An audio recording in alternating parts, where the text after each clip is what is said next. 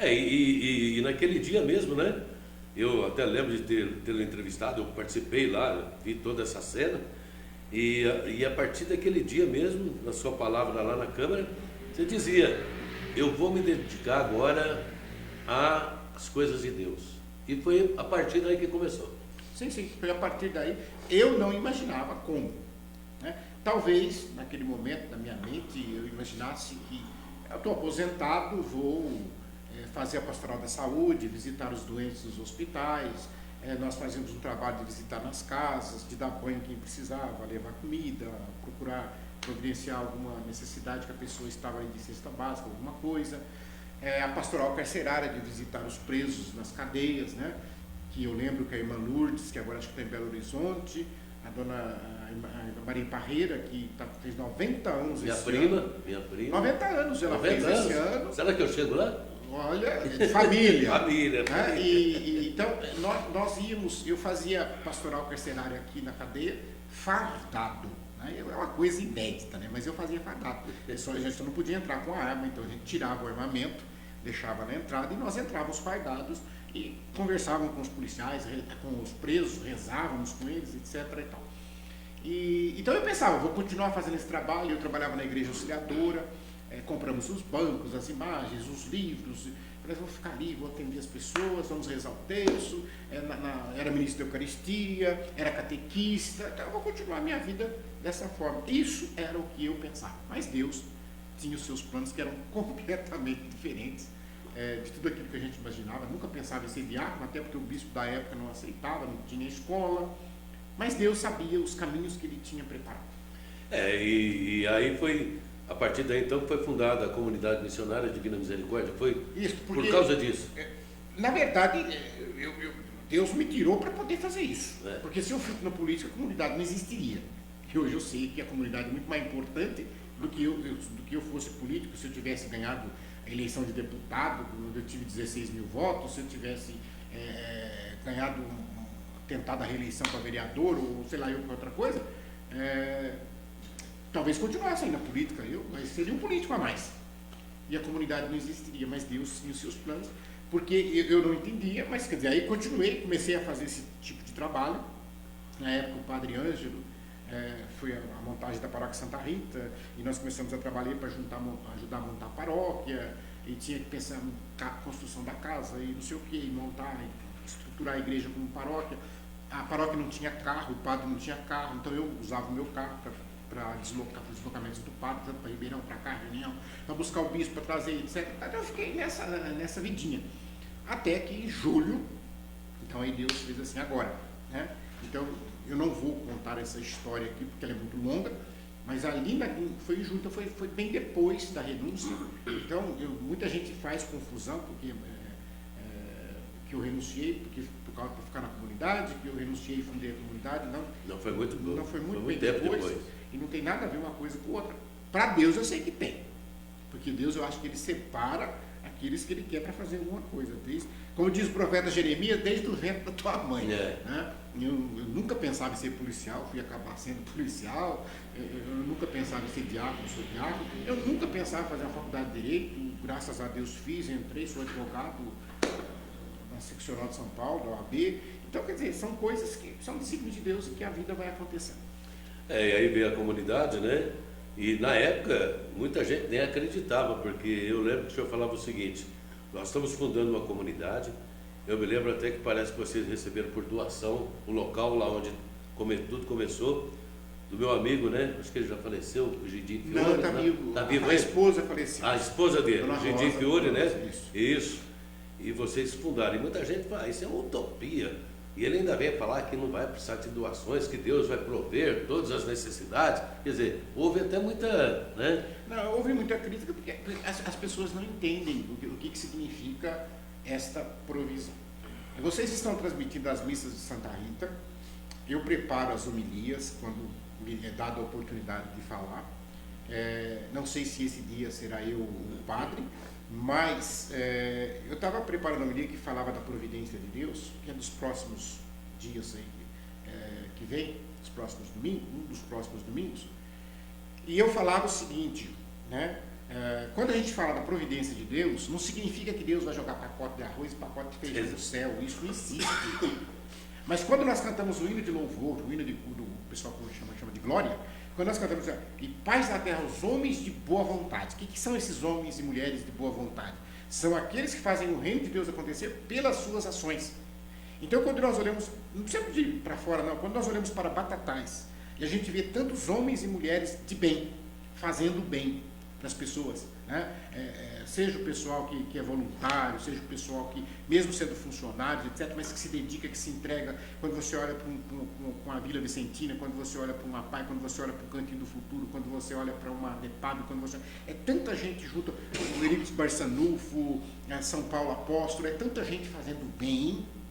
Então, quando a gente fala de providência, a gente quer dizer isso. E quando eu estava preparando essa homilia, porque hoje nós não estamos só em Batatais, mas nós estamos em outras cidades do estado de São Paulo, e aí eu fui fazer uma conta.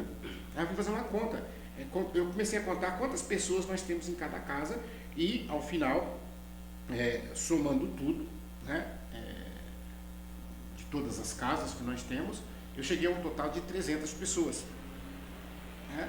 Aí eu falei, uma conta simples de matemática. Né? Se eu tenho 300 pessoas, em média, todos os dias, significa que eu ofereço 300 almoço e 300 jantares. Porque é pensão completa, sem contar café da manhã e lanche da tarde. 300 com 300 são 600 por dia.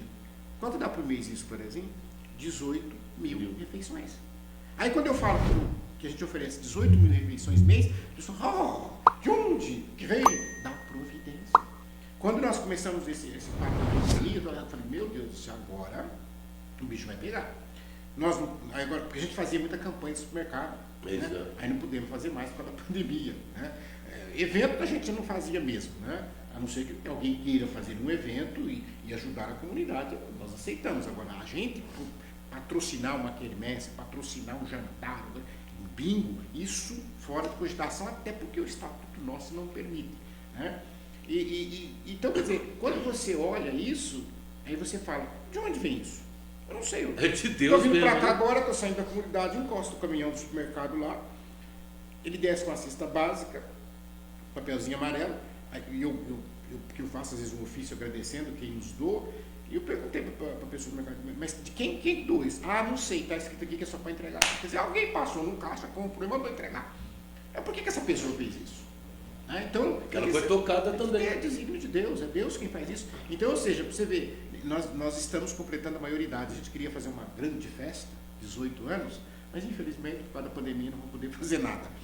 Mas são 18 anos e nunca faltou nada. Porque eu não posso chegar, por exemplo, eu vou sair daqui, essa hora já estão até almoçando, né? Com certeza, já acabaram de almoçar. Mas eu não posso chegar para as pessoas que estão acolhidas comigo e dizer para eles, pessoal, vocês me desculpam, mas hoje não tem almoço. Vocês têm que sair para a rua. Agora, apesar de todo esse atendimento que vocês dão, eu não vou fazer essa pergunta porque depois eu vou citar um caso que me revoltou bastante. Existe, por parte dos atendidos, alguma ingratidão? Sim. Aí você busca o Evangelho. Lá no Evangelho você lembra a cura que Jesus faz, né? E são 10, na verdade, e apenas um volta. Né? Então apenas um voltou para agradecer. Então a gratidão, ela é um sentimento, ela é uma expressão que infelizmente não seria só conosco, mas é de maneira geral. Você olha, às vezes na família falta gratidão, lá no trabalho falta gratidão. E fala assim, às vezes um funcionário vai sair de férias, o outro tem que cobrir aquele que saiu de férias, e o patrão não tem gratidão para com esse funcionário, porque ele não pagou 2 salários para ele fazer o que o outro fazia. Né? Então são tantas coisas. Então nós não seríamos exceção. Então muitas pessoas que passaram conosco, às vezes saem e depois fala mal, e depois fala que não gostou, e inventa. Não, esse caso, esse veio falar comigo. Eu estou saindo da prefeitura para almoçar, uma senhora que eu conheci, né, há muito tempo atrás, nós fomos, inclusive, na época eu fui fazer reportagem para fazer uma campanha para ela, e ela estava sentada com a outra moça do lado. Ela me apresentou, tudo essa minha filha, estava com as malas, os sacos lá de roupa. Eu estou vindo lá do Capitão Ferreira. Falei, tudo bem. porque venceu o prazo da chave, falou, não, eu estava lá, mas vê se pode uma coisa dessa. Lá tem que ter horário para rezar, a gente tem que trabalhar. Aí eu não aguento. Eu falei assim, minha senhora, mas a senhora está lá, está recebendo apoio, está comendo, está dormindo, e quer tudo de graça? Tudo não vem a... Mas a gente diz assim, vejam bem, todos aqueles que nós acolhemos, e muitos deles, claro, você conhece, estão na cadeira de roda. Eu tenho gente cego, eu tenho gente surdo, eu tenho gente que não fala, é mudo, eu tenho gente sem braço, eu tenho gente sem perna, eu tenho gente que tem diabetes altíssima, que dá até convulsão. Tem gente que no começo foi atendido e depois passou a fazer parte do grupo de atendimento. E essas pessoas precisam de cuidados. Então o que nós pedimos? Onde que eu moro? Então, você arruma sua cama. Eu não tenho funcionário para arrumar sua cama. Você dormiu, você arruma sua cama. Né? Você levantou de manhã, então toca o sino, todos vamos tomar café junto, porque eu não posso deixar cada um vai tomar café a hora que quer. Então toca, vamos todos juntos para o refeitório. Nós agradecemos, sim, porque nosso estatuto registrado no cartório, nosso estatuto que nos dá a condição de entidade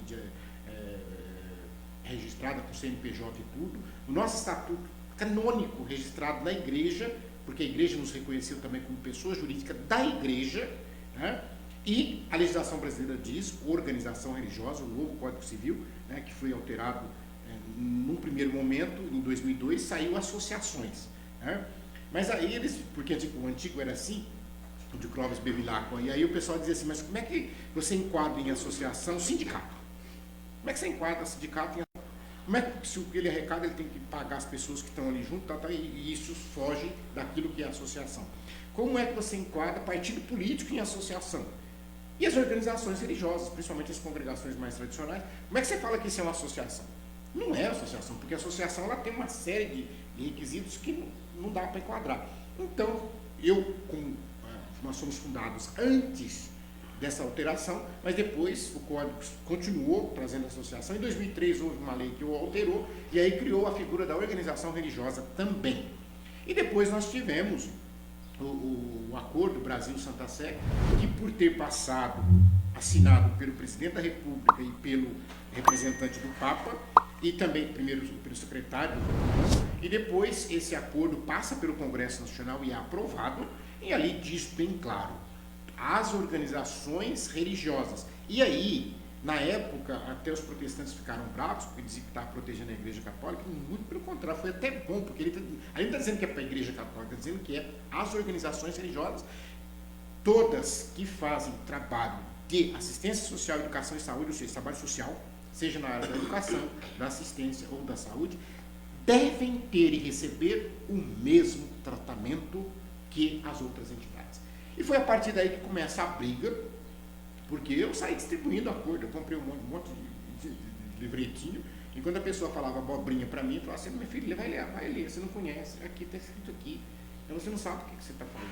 Né? Por quê? Porque ele critica, não, porque nós somos cristãos, nós somos católicos. Ontem eu vi uma aberração de uma repórter da Folha de São Paulo dizer que nós temos que parar de usar a palavra Jesus porque o Estado é laico. Eu não conheço a ilustre senhora, mas se conhecesse, eu queria dizer para ela, a senhora não sabe o que significa Estado laico. Estado laico significa que um Estado que respeita todas as religiões, que não favorece nenhuma. Estado laico significa um Estado que não tem religião oficial. Isso é Estado laico. Agora, o que a senhora está propondo é laicismo, é perseguição àquilo que é religioso, que é o que a gente tem mais visto ultimamente. Infelizmente tem essas pessoas. É um mal, né? Às vezes as pessoas ouvem falar aqui, ouvem falar ali, isso acontece com jornalista, com radialista, com todo mundo. Não vai procurar estudar aquilo antes de falar uma besteira dessa, né? Então, quer dizer, aí eu coloco, porque eu rezo o Pai Nosso, eu coloco isso acima do doente que está com banho tomado, que está com a fralda trocada, que está com a medicação em dia, né? Todas as nossas casas de Batatais, Ribeirão Preto, 100% vacinada, a casa de Ribeirão Preto, as casas de São Carlos, quase 80%, tudo vacinado, a de Marília, mais de 50% vacinado, aqui em Batatais também, pouquíssimo, só não vacinou quem não atingiu a idade ainda, porque todos os demais foram vacinados, inclusive esses que têm menos da idade prevista aí, mas que com comorbidades, também foram todos vacinados. Ah, mas isso não importa, o importante é que você está rezando o Pai Nosso, isso não importa. Então, quer dizer, a pessoa, ela usa 2 pesos, 2 medidas, ela não sabe, quer dizer, a importância do cuidado. Ela não olha para o bem que está sendo feito para as pessoas. Isso ela não olha, né? Mas ela olha porque você é religioso, ela olha porque você fala em nome de Jesus. Porque tem uma cruz no peito, já é um pouquinho, né? Isso é terrível, né? Não, e é terrível, porque a gente vê que tem muita gente que usa a cruz, mas tem até vergonha de mostrar como o senhor está mostrando. Por quê? Porque sabe que vai ser criticado por alguém. Vai. Eu estou aqui, não preciso pela minha roupa, mas não é minha roupa, o importante é o meu interior, é o que está dentro de mim. Mas quem me conhece, por onde eu vou, eu já dei entrevista lá por causa das casas, lá em Marília, lá em São Carlos, na IPTV de lá, que tem IPTV, na IPTV de... Eu nunca escondi para jornal, para nada, para ninguém. Eu nunca escondi para ninguém essa minha condição, que eu coloco isso em primeiro lugar na minha vida. Isso é o mais importante para mim. Se tiver que deixar tudo por isso, deixo como eu já deixei. Né? Agora, eu não posso, eu respeito todas. Né? E vejam bem, eu tenho um exemplo, né? Não vou falar o nome da pessoa, porque eu tenho que respeitar também essas questões, ainda mais com a LGPD, agora a gente tem que tomar muito cuidado. Mas tem uma pessoa, olha que isso já aconteceu faz 15 anos. Uma pessoa que dormia no bosque, uma pessoa que estava para a rua, uma pessoa que dormia embaixo dos carros, etc. E por aí, as construções antigas, etc. É um problema de alcoolismo gravíssimo, já com comprometimentos, etc. Com sintomas físicos, inclusive. E essa pessoa, um dia um pastor evangélico, também não vou falar o nome da igreja, não porque eu não queira falar, mas porque senão a gente às vezes vai identificar isso. Mas um pastor pegou essa pessoa e levou na minha entidade. Então, parabéns para esse pastor. Ele entendeu a mensagem de Jesus Cristo. Porque seria outra coisa, não vou levar lá porque ele é católico. Né? Ele levou. Ele chegou lá e ele falou para mim assim, eu sei que vocês são católicos e eu sou evangélico, mas o senhor acolhe essa pessoa? Eu falei, claro, pastor. E acolhemos. E ele acolhemos a pessoa e tal. E depois passou uns dias, ele foi lá para ver se a pessoa estava lá. E aí ele ficou muito feliz porque ele viu que a pessoa estava com a barba feita, já estava com a feição melhor, já tinha parado de dar convulsão, a pessoa estava bem vestida. E ele ficou sentado num banco lá debaixo da árvore conversando com essa pessoa. A hora que terminou a visita dele, ele me procurou e ele me fez uma pergunta. Você desculpa, mas eu estava conversando com ele de fora, será que o senhor autorizaria ele aí no culto da nossa igreja? Eu falei, olha, só tem um problema. Se eu deixar com que ele vá no culto sozinho, ele pode desviar no caminho. E aí pode ter uma recaída, passar num bar e beber de novo, nós vamos perder todo esse esforço que fizemos. Agora, se o senhor assumir o compromisso de vir aqui, buscá-lo antes do culto, levá-lo à igreja, e a hora que terminar o culto, o senhor trazê-lo de volta, sem problema algum. O pastor concordou. Sabe o que nós fazíamos? O pastor chegava antes do horário do jantar. Nós separávamos uma marmita para ele, para que a hora que ele voltasse do culto, ele jantasse. Eu arrumei gravata, eu arrumei terno, para que ele pudesse ir como os outros irmãos da igreja. E graças a Deus, até hoje, ele é um homem de Deus numa igreja evangélica. E eu me orgulho disso. Então, a gente tem que parar de ser ignorante, parar de ser hipócrita. Né? Então, a gente tem que olhar para aquilo que Jesus deixou de ensinamento para todos nós. E eu acho que isso que é o mais importante. Eu me lembro muito bem aí, como é que chamava aquele pastor lá da igreja ali na Senador Feijó? O baixinho lá, o senhor lembra muito bem dele, que todos os eventos religiosos da igreja católica ele estava junto. Eu sei quem é, a figura, a fisionomia está aqui. E muitas, eu sei que até o Cônego Eloy põe eventos dele na igreja dele. Gente, qual o problema? Qual o problema? Se você está com medo... Existe o começo, o meio e o fim. O fim é o único. Se você tem medo de aproximar do outro, então você não está convicto da tua fé, porque você acha que ele vai te fazer mal, ele vai tirar a sua fé, ele vai fazer você, então você não está convicto.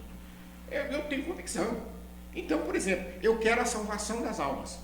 Então, assim, aquele gesto, aquela alegria, e hoje eu vejo, e ele até casou, está bem, tem uma família, está trabalhando, quando encontro com ele para a rua, ele me cumprimenta, feliz da vida. Então, é coisa linda. Bom,